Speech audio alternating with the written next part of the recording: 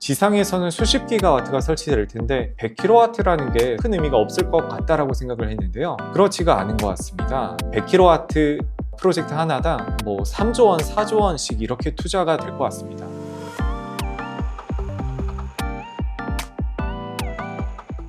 안녕하십니까. 메리츠증권의 유틸리티 건설 담당 연구원 문경원이라고 합니다. 원전은 그동안 많은 분들의 관심을 많이 받아온 섹터죠. 대미 투자나 AI 투자, 다양한 층위에서 논의가 되어 왔었던 그런 섹터인데요. 저도 참 애정을 가지고 있는 산업입니다. 이번에는 많은 분들께서 놓치고 계신 원전 산업의 장기적인 미래, 우주 원전에 대해서 다뤄보려고 합니다. 우주 원전이라고 하면 좀 생소하시죠? 그런데 이미 우주 개발을 주도하고 있는 미국의 나사는 계획을 하고 있는 산업입니다. FSP라고 해서 달 표면의 원자로를 구동시키겠다라고 하는 프로그램을 지금 구체적으로 진행 중이고요. 100kW급 원자로를 2030년까지 달 표면에서 구동하기로 결정을 했습니다. 제가 이번 보고서를 쓰게 된 계기이기도 했는데요. 처음엔 달에서 원전을 구동하는 게 말이 되나라고 생각을 했는데 이게 필요하더라고요. 왜냐하면 기본적으로 달은 밤이 최대 14일 넘게 지속이 되고요. 만약에 우리가 화성으로 가게 된다면 화성은 지구 대비해서 표면의 일조량이 3분의 1에 불과합니다. 게다가 지정학적인 관점에서 바라보면 이 원자로를 설치를 함으로써 그 주변의 땅은 내 땅이다 이렇게 선점을 하는 효과가 있거든요. 이런 저런 점 때문에 중국도 그렇고 러시아도 그렇고 특히 미국은 달 원전을 공격적으로 지금 진행을 하고 있는 상황입니다. 그래서 2030년까지 달 원전을 가동하기로 목표를 하고 있는데 아마 올해 말 정도에는 누가 할지 결정이 될 것 같고요. 로키드 마틴이나 웨스팅하우스 그리고 IX라고 해서 인투이티브 머신스랑 엑스에너지 JV가 있는데요. 이 세 개의 주체가 가장 유력한 후보로 꼽히고 있고 이들 중에서 어떤 업체들이 이 FSP에 참석을 하게 될지 연말에 결정이 되게 될 것 같습니다. 문제는 우주 원전이라는 게 지구용 원전이랑 너무 다르다라는 겁니다. 일단 우주로 쏘아 올려보내려면 아주 가벼워야 되고요. 그리고 아무도 유지 보수할 수 없어도 가동할 수 있어야 됩니다. 그리고 우주 안에는 열을 전달을 해줄 수 있는 매질이 없기 때문에 복사에 의존해서 냉각을 해야 되는 그런 어려움이 생깁니다. 그림에 보시면 왼쪽 그림에 있는 지상용 원전과 그리고 오른쪽 그림에 있는 달 표면에서의 원전이 모습도 완전히 달라요. 지구에서처럼 물을 곁에 둘 수 있는 게 아니다 보니까 열을 활용해서 전기를 만들어내는 변환 과정도 기존의 증기 터빈이나 복수기 등을 사용을 하는 것 대신에 스털링 엔진, 브레이튼 사이클과 같은 특수한 기자재를 사용을 하게 됩니다. 이러한 우주 원전의 특수성 때문에요. 사업비는 아주 거대해집니다. 지금 FSP 프로그램에 정확한 예산이 공개된 건 없는데요. INL이라고 해서 이제 공신력 있는 기관에서 의뢰하여 나온 보고서에 따르면 지상 원전 대비해서 킬로와트당 단가가 2,500배는 비쌀 것 같아요. 달에 원전 설치를 한다고 해도 100kW인데 지상에서는 수십 기가와트가 설치될 텐데 이 100kW라는 게 큰 의미가 없을 것 같다라고 생각을 했는데요. 그렇지가 않은 것 같습니다. 100kW 프로젝트 하나당 3조 원, 4조 원씩 이렇게 투자가 될 것 같습니다. 발사, 운송 비용을 제외하더라도요. 이거는 꽤 큰 사업비가 되는 것이고요. 관련 업체들의 수주와 실적에 임팩트를 줄 수 있는 그런 규모입니다. 때문에 이제 밸류체인을 공부를 할 필요가 있겠습니다. 이 막대한 사업비가 도대체 어떤 기업들한테 가게 될까요? 제가 공부를 해봤더니 기본적으로 지상 원전과 우주 원전 간의 설계가 아예 다르기 때문에 생각보다 교집합이 많지는 않아요. 지상 원전에서 필요했었던 냉각제 펌프, 증기 발생기, 증기 터빈, 가압기, 복수기 이런 것들이 우주 원전에선 큰 필요가 없게 되고요. 대신에 베릴륨 반사체라든지 히트파이프, 스털링 변환기, 브레이튼 변환기와 같은 특수한 기자재 밸류체인이 생기게 될 것 같은데요. 지금 우주 원전용 기자재를 따로 개발을 하고 있는 고요. 우주 원전 프로그램은 기본적으로 미국 업체들에게 열려 있는 그런 상황입니다. 우리나라도 우주 산업에 열심이지만 우주 원전 관점에서는 나사 이외에 유의미한 프로그램을 진행하고 있는 나라가 그리 많지는 않거든요. 그리고 나사는 미국 기자재를 활용할 가능성이 높을 것 같습니다. 그리고 이 규제 측면뿐만 아니라 우주 원전의 핵심 기술인 소재 기술이 미국이 앞서 있는 경우가 많습니다. 특수금속이나 합금, 연료 제조 이런 측면에서 미국 업체들이 경험이 풍부하기 때문에 우주 원전 밸류 체인은 결론적으로 미국 업체들 중심으로 접근을 하셔야 되고요. 이 중에서 가장 제가 생각하는 유력한 우주 원전 투자 옵션인 게 BWX 테크놀로지입니다. 이 BWX 테크놀로지는 미 해군이 쓰는, 예를 들어서 핵추진 잠수함 이런 데다가 기자재도 납품을 하고 연료도 공급을 하고 있는 그런 회사인데요. 이러한 경험을 바탕으로 해서 우주 원전에도 본격적으로 참여를 하고 있습니다. 일단 제가 앞서 말씀드렸던 달 표면 원전 프로그램에서 락히드 마틴이랑 협력을 해서 원자로를 공급을 하게 될 것 같고요. 뒤쪽에서 말씀드릴 핵추진 우주선에도 참여한 경력이 있습니다. 그리고 이 우주 원전의 기술을 활용을 해서 국방용 원전에도 지금 진출을 하고 있는 그런 기업인데요. 왼쪽 그림에서 주목을 해주시는 것처럼 계속해서 매출 및 영업이익률이 우상향하고 있는 그런 업체인데, 이 근간에는 그동안 해군과 같은 정부 대상 비즈니스만 하다가 지상용 SMR 혹은 대형 원전, 앞으로 우주 원전, 그리고 국방용 원전까지 다양한 어플리케이션에 진출하면서 이 커머셜 오퍼레이션의 비중이 좀 더 높아지고 있다는 점, 이게 가장 핵심 동인인 것 같습니다. 아직은 이 BWX 테크놀로지를 주식시장에서는 방산 기업으로 평가를 하고 있는데요. 우주 기업으로 평가를 하게 된다, 혹은 원전 기업으로 평가를 하게 된다면 훨씬 더 밸류에이션이 높아질 여지가 있다고 생각을 하고 있는 그런 기업입니다. 그리고 이 베릴륨이라는 밸류체인에 대해서 소개를 시켜드리고 싶은데요. 베릴륨은 마그네슘과 비슷하게 가볍고, 그리고 다른 강철보다 더 비강성이 높은 단단한 그런 굉장히 특수한 금속인데요. 이런 특성 때문에 아시는 분은 아시겠지만 이 제임스 웹이라는 우주 망원경이 있는데, 여기에 망원경에 그 반사체 소재로 쓰였었습니다. 이 베릴륨은 우주 원전에도 쓰입니다. 이제 중성자를 거의 흡수하지 않는 성질을 보유를 하고 있기 때문에 중성자를 반사함으로써 핵분열 반응을 잘 일어나게 하도록 만드는 그런 역할을 해주고요. 때문에 이 베릴륨을 생산을 하는 광산 업체들에게도 저는 관심을 가져야 된다고 보고 있습니다. 네, 우주 원전에 대해서 지금까지 말씀드릴 때 달 표면 원전을 중심으로 말씀드렸어요.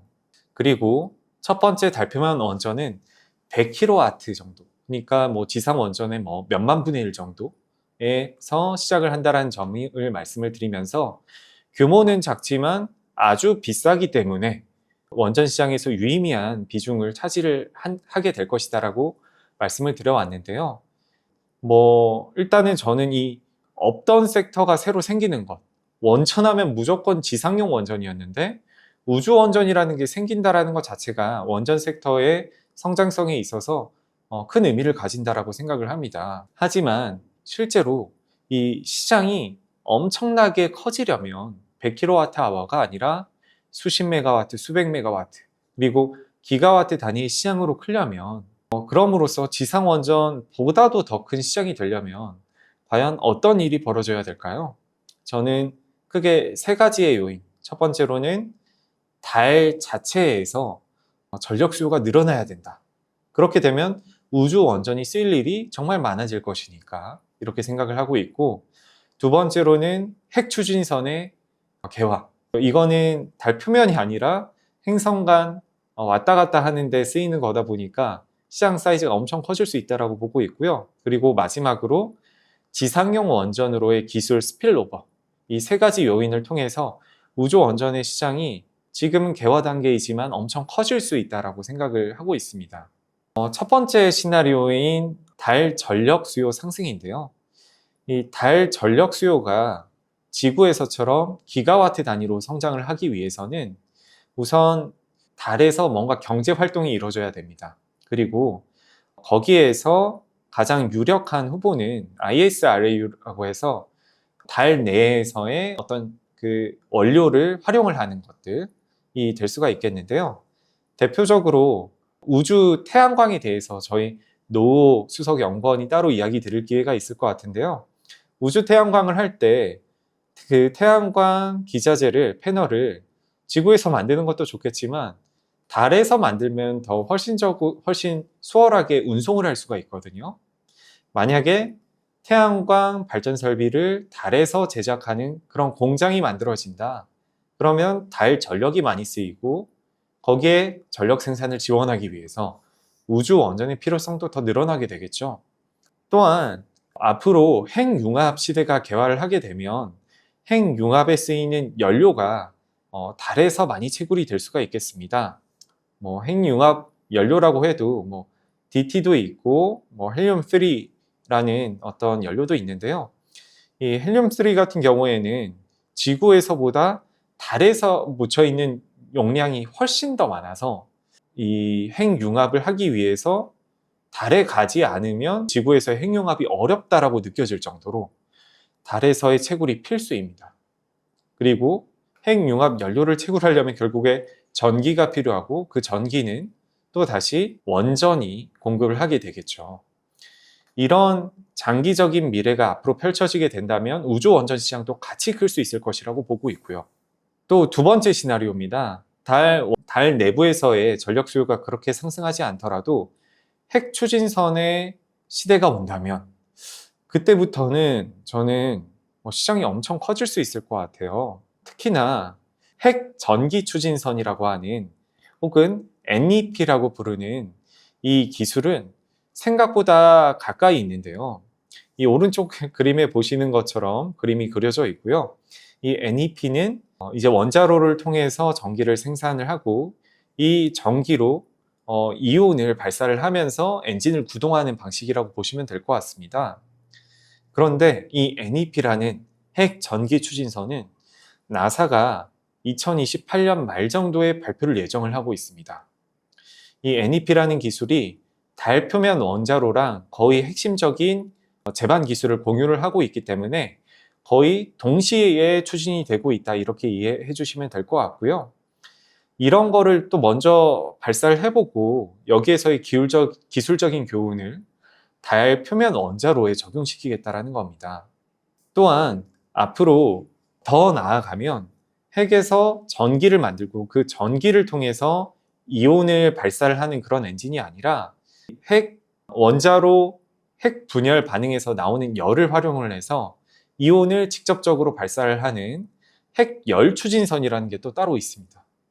이거는요, 아까 말씀드렸던 전기 추진선은 그냥 화물 운반선 정도에 쓰일 텐데 이 핵열 추진선이 만약에 현실화가 된다면 이걸 타고 달이나 화성으로 유인 우주선을 구동을 하는 그런 시대가 오게 될 것 같습니다.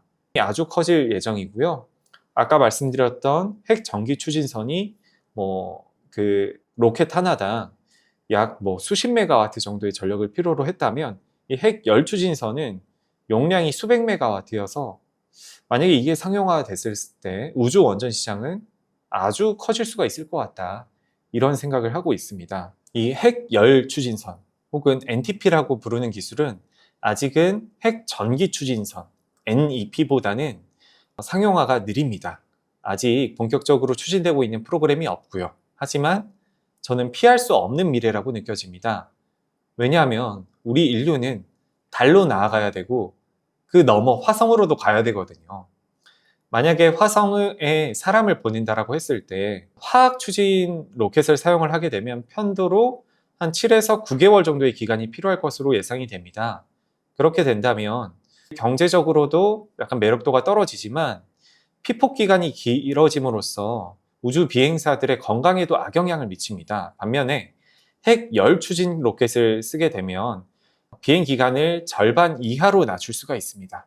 화성에 가기 위해서는 화학 추진 로켓으로는 약간의 한계가 있고 핵 추진선이 더 효율적이기 때문에 앞으로 기술 진보 방향은 여기에 있다라고 생각을 하게 되고요.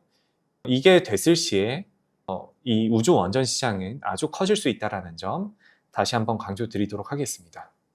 그리고 우주 원전 시장이 커질 수 있는 가장 현실적이고 또 유력한 시나리오로서 세 번째 스필오버를 생각을 해볼 수가 있겠는데요.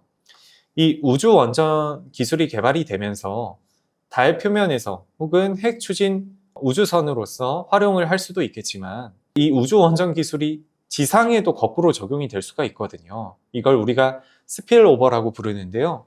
실제로 태양광 같은 경우에도 우주 용도에서 먼저 개발이 됐었지만 지상에 지금 훨씬 더 많이 쓰이고 있고요.